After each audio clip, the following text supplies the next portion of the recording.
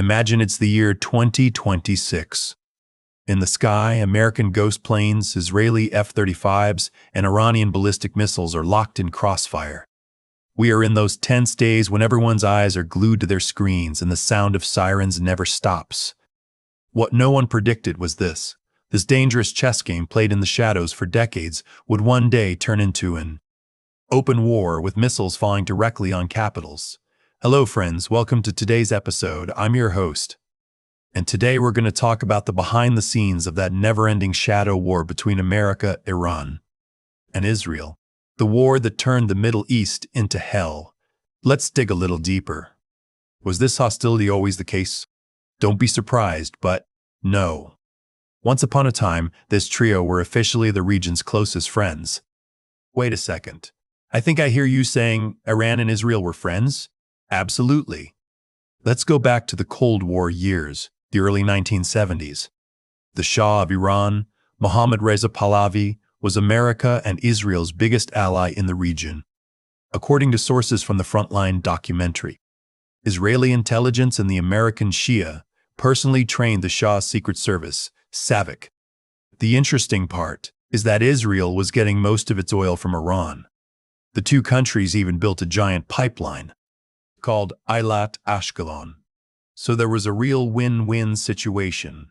But it's not as simple as it seems. Inside the Iranian people, great waves were slowly building. In 1953, when the Shia and British intelligence overthrew Iran's democratically elected Prime Minister Mossadegh in a coup, that poison seed had already been planted in the hearts of Iranians. That was the first major spark of that infamous crisis of trust between the three countries. Then things got complicated. The year is 1979. The exiled Ayatollah Khomeini lands in Tehran from Paris, accompanied by the enthusiastic chants of millions. The Shah has left the country, the monarchy has collapsed. In that moment, everything changed. The moment Khomeini stepped off the plane, a new era in the Middle East began. You know what one of Khomeini's first acts was? He took down the sign of the Israeli embassy in Tehran and handed the building over to Yasser Arafat, the Palestine Liberation Organization. Israel was now officially declared the Little Satan and America the Great Satan, and suddenly, everyone's faces fell.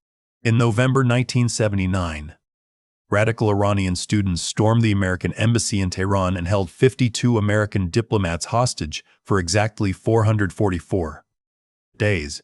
As declassified U.S. State Department documents show, America was completely unprepared for this event, and diplomatic ties between the two countries were severed forever.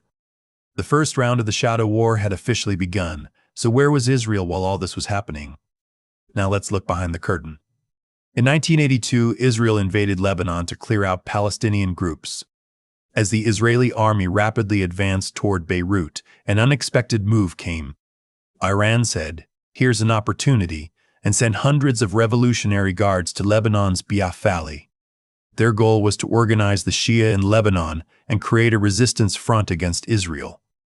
The result of this training and funding was the birth of Hezbollah, today one of the biggest actors of chaos in the Middle East. We have to talk about this factor. Hezbollah was not just the militia force, it was Iran's direct long arm. Remember those horrific suicide attacks in 1983 on the U.S. Marine barracks and the French headquarters in Beirut? A total of 299 American and French soldiers lost their lives. America and Israel knew that Iran's finger was behind the attack. Targeted terror, hostage takings, and proxy wars.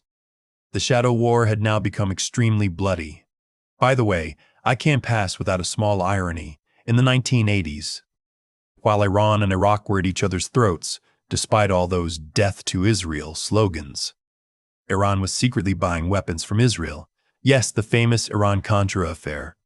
So, enmity aside, when it came to the survival of the regimes, principles could be put on the shelf for a while. But these tactical maneuvers never ended the deep-rooted crisis of trust. As the years quickly passed, a brand new and far more deadly threat emerged on the scene in the early 2000s, the nuclear program. Now let's get to the real issue.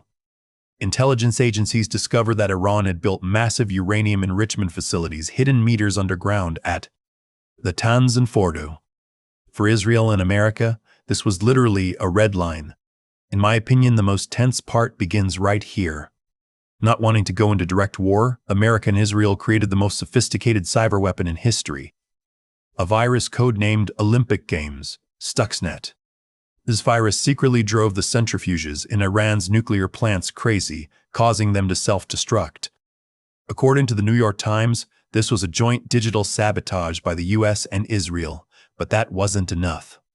Iranian nuclear scientists on their way to work in Tehran traffic began to be blown up by magnetic bombs attached to their cars by hitmen on motorcycles.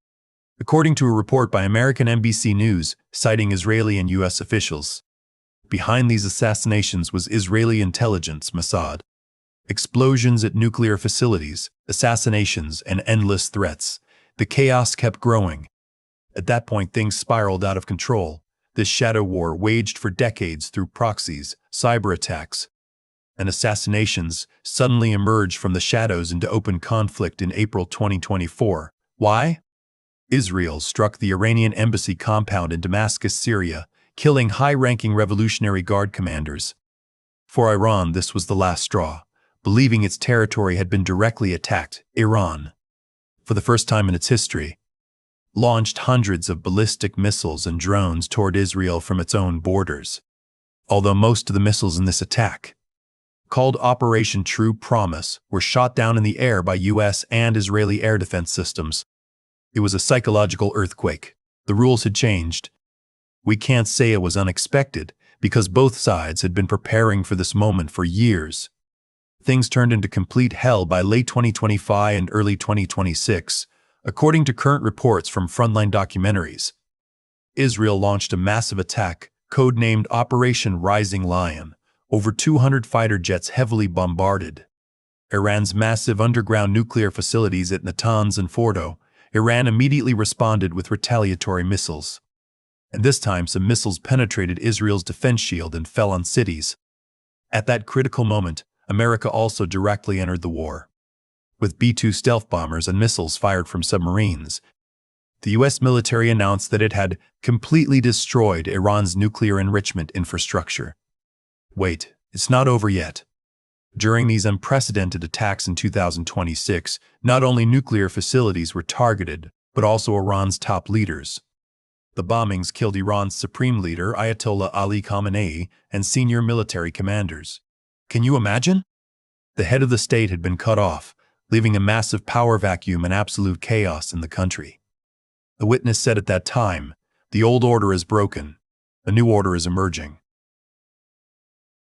Iran's famous resistance network, which it had spread across the region for years, had weakened, but the sparks of war had set the entire region ablaze.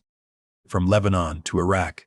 Let's also look at it this way, an adventure spanning nearly 70 years.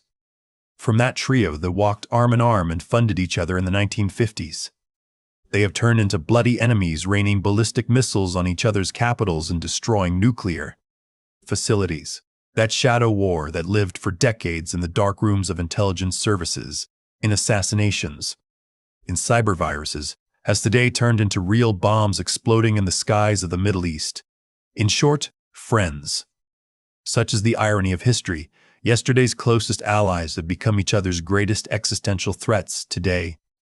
And we must not forget this saying. Peace in the Middle East is just a short break until the next war.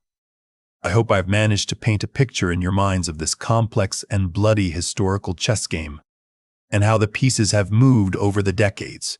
Take very good care of yourselves and see you in the next episode. Goodbye.